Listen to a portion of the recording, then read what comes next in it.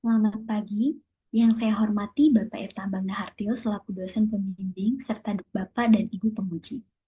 Perkenalkan, saya Lucy Himayanti, mahasiswa Semba 40 MMUGM Yogyakarta. Pada kesempatan kali ini, saya akan mempresentasikan hasil penelitian saya yang berjudul Penilaian Kinerja CVPP dengan Perspektif Balance Scorecard.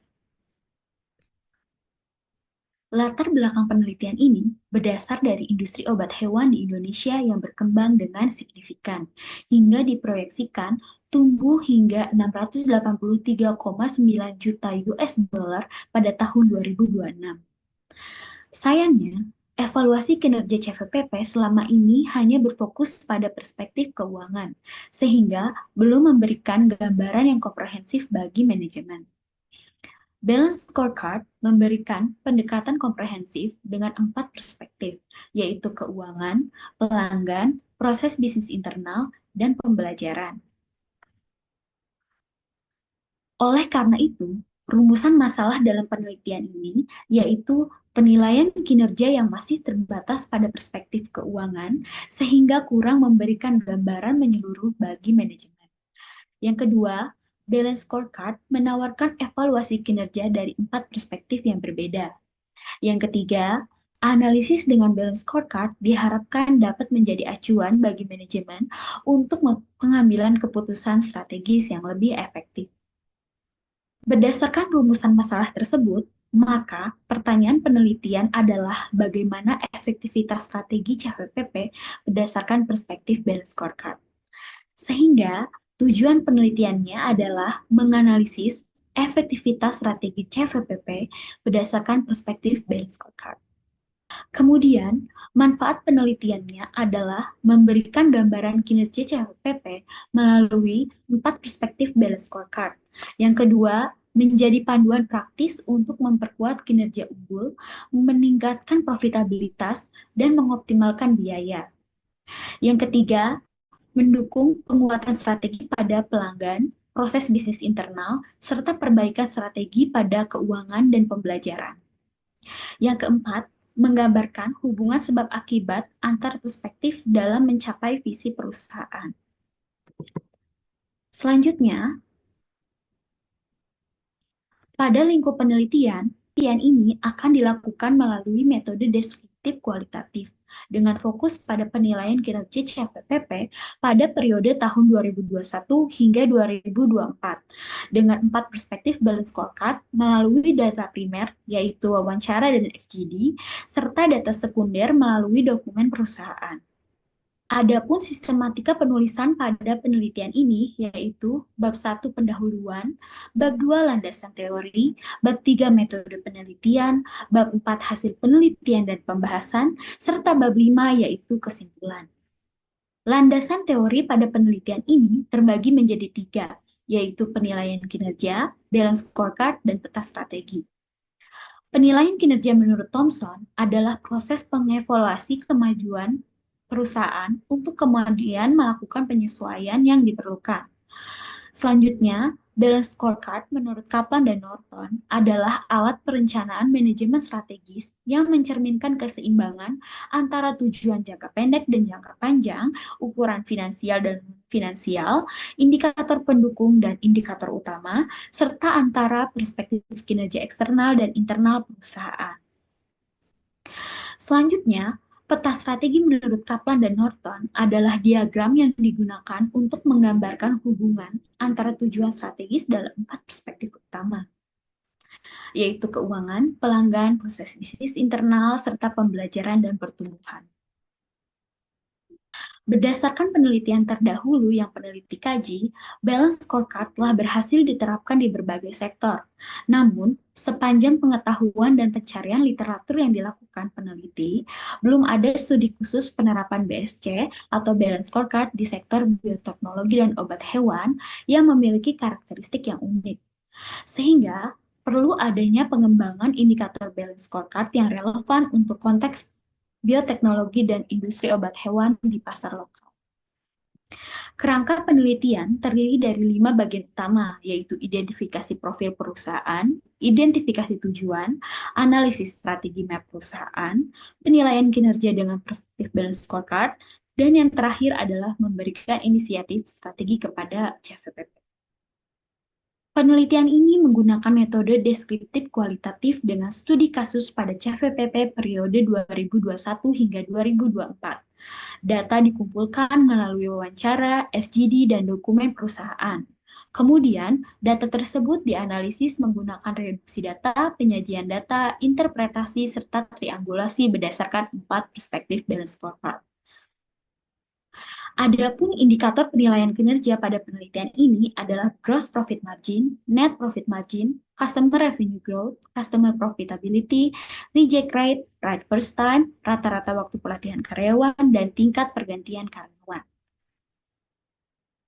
Berdasarkan penelitian yang dilakukan, CVPP adalah perusahaan bioteknologi yang didirikan pada tahun 1999 di Karanganyar, Jawa Tengah.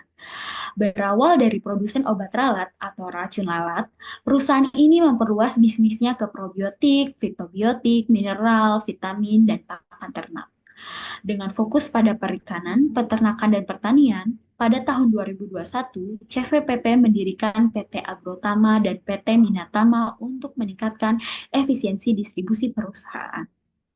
Adapun visi CVPP adalah menjadi perusahaan yang unggul dalam meningkatkan sektor perikanan, peternakan, dan pertanian untuk menjadikan kehidupan bangsa yang lebih sehat dan sejahtera.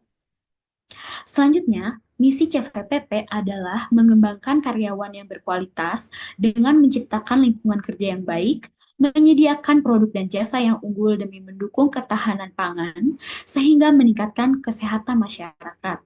Yang ketiga, menjadi perusahaan yang terkemuka dengan produk yang mudah didapat serta harga yang terjangkau.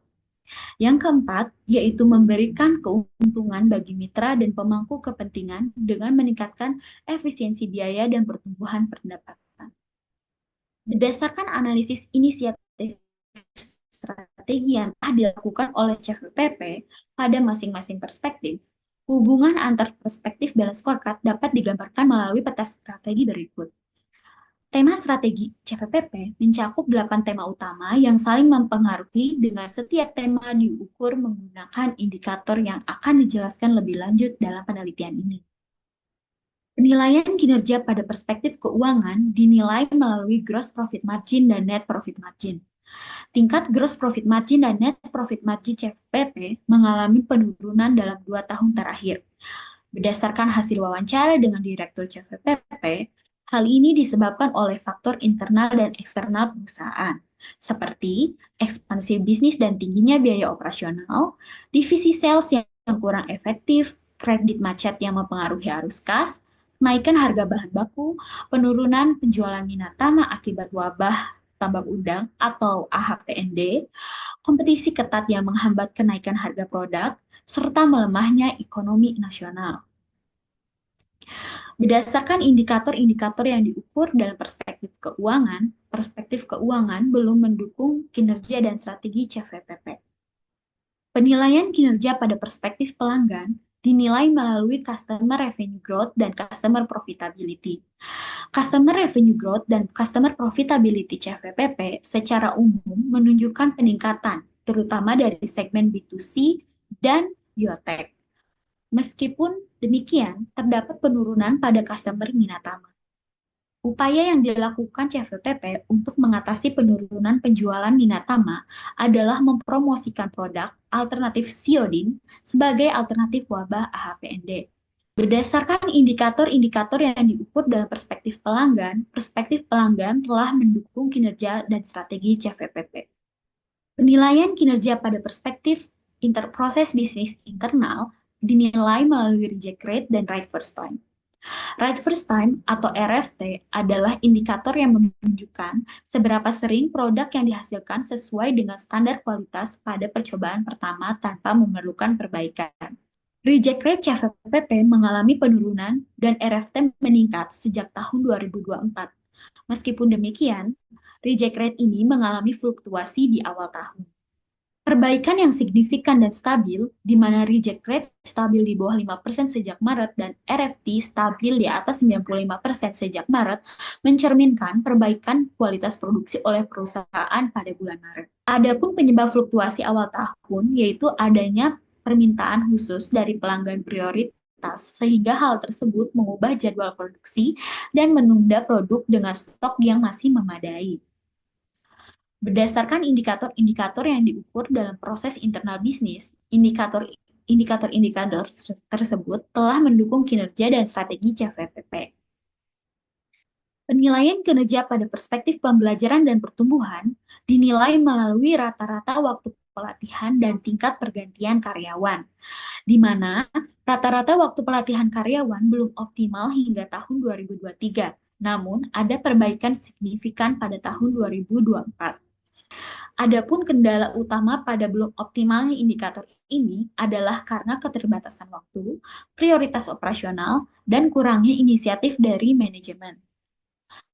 Selanjutnya, tingkat turnover CVPP dalam 3 tahun terakhir berfluktuasi dan menurun signifikan pada tahun 2024, di mana hal ini mencerminkan stabilitas tenaga kerja yang lebih baik.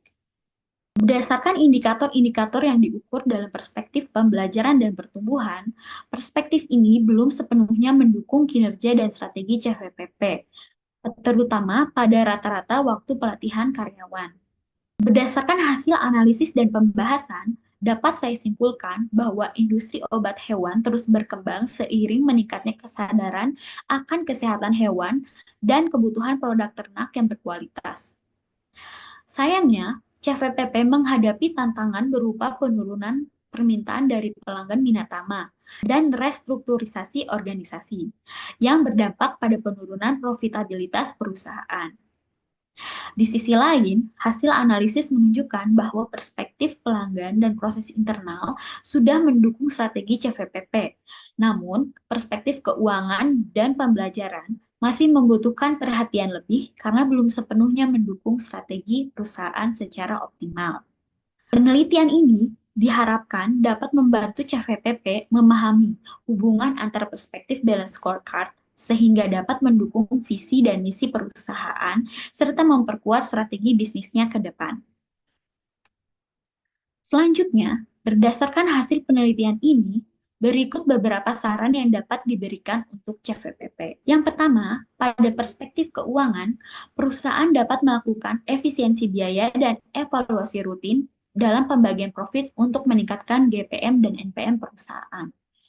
Yang kedua, pada perspektif pelanggan, perusahaan dapat melakukan diversifikasi strategi, pemasaran, dan edukasi kembali kepada pelanggan terkait produk-produk unggulannya.